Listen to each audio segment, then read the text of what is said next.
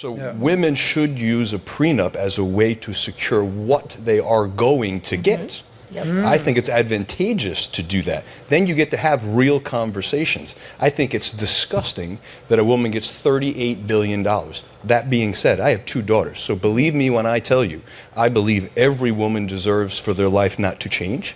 And that may be millions of dollars, but it's not billions of dollars. So I think that the way women look at prenups is kind of broken. Why should women want a prenup as much as men? J-Lo's learning this the hard way, and I gave this piece of advice last year on my friend Lewis Howe's podcast, The School of Greatness, but it's never been more true. Because even if you don't sign one, you get one, but the government gets to write it.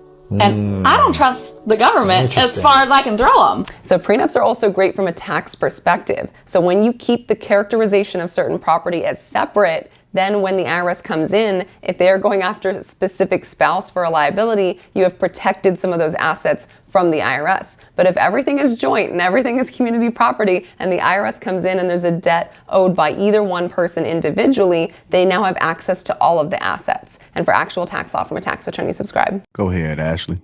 Are you for prenups or against it, and why?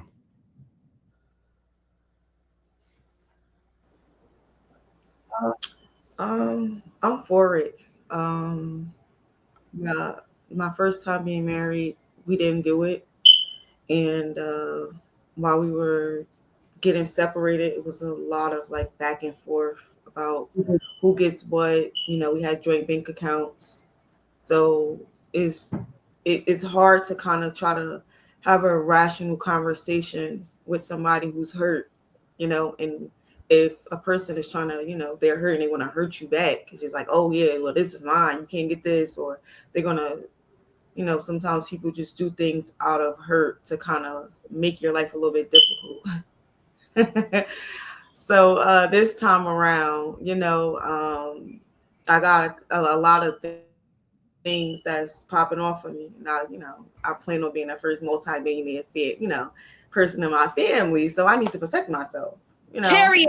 And I rather be prepared than to kind of go down that.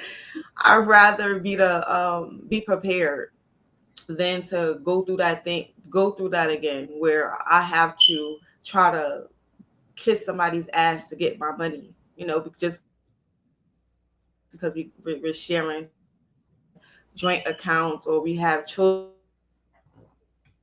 together, and then we trying to come both being petty to each other. So I'd rather have that in place just in case, just to protect myself. Okay. So I have a question. Hold on real quick. Was she breaking up to you guys or just me? Okay. Yeah, you was kind of breaking up a little bit and it was kind of spotty there, Ash. Are you using your computer or your phone? You can hear me? I'm on my computer. Yeah, that computer. Should I use my phone? Yes, always use your phone. All right, hold on. Okay. Right. So hold on. I'm gonna come off and come back on then. Okay, man. Thank you. You sure it wasn't her the smoke detector that would make you think she was breaking up, but she was fine? It's just that the thing kept going off on us. Is that what I mean? I don't know. Nah, I mean I heard her fine all the way to the end. I don't know about any of you. Yeah, it was kind of coming in a little spotty. They break up, I tell you. Shit. The smoke detector was consistent. Go ahead, Louise. So I had a question. So this is the part that sometimes behooves me. When people meet each other at a certain point in their life, whether they're young or they're just starting off life, whether they just got out of school, they just got that nice, you know, paying job, etc., they're usually equally yoked at some level in terms of their education, their background. They share a lot of similarities. Financial gap might be small. It's not huge or significant, but it's close. And sort of they come together, they get married and build this life. They put in 10, 12, 15 years. They might have a kid or two, etc. At that point, why is anybody even talking about prenup? You both didn't have shit to begin with. You didn't have shit by yourself. You know what I'm saying? You didn't inherit anything by yourself.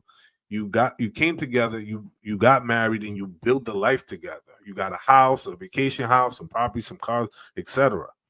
At the end of the day, If you're divorcing at that point, then you should amicably split everything and come to some sort of concessions about who keeps what and what is in the best benefit in order for certain things to be passed down as assets to your children, right? And then sort of estate planning should be a conversation at that point, or at least somewhere in that run of that marriage or relationship.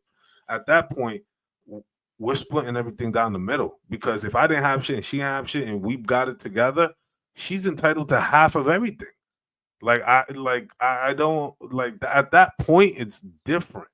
And so the people are worrying about, having this like multi-million-dollar portfolio. A lot of people don't have that. And nobody's really coming to the relationship like that. Most people are building it together. That's how most wealth is built. To that point, like my marriage started, he was on the Geek Squad at Best Buy and I was working as a bartender. And with that one, I did not get a prenup, and I don't feel like we needed it because, yes, you built it as a family, you're a unit. Now I do have children, I have a home, I have, stuff that I'm coming into it with. If I were to get remarried, I would do it at this point. That's why I say it's like very individual for people. Yeah, Not but to most mention your prenups retirement are account. covered under the premarital assets. So anything after you're married, y'all gonna have to split up regardless. So if I come into my my own when I turn 35 and we're married, we're 10 years in, she's gonna be entitled to all of that regardless. Now, what I got before our marriage, I'm gonna get to hold on to. But most prenups, that's what you have to deal with. So, like you saying, Luis, most people don't come into later on, and we build more faster when we're together. Because when I was an individual, I wasn't able to do certain things. Financially, I wasn't able to do it. Emotionally, I maybe wasn't all the way there just yet. So, that's my biggest hang up on the prenup thing. I mean, I understand why people get it. Like I said, multi-million-dollar people and people with a lot of business like it. I understand that. But the average person, that don't make sense to me.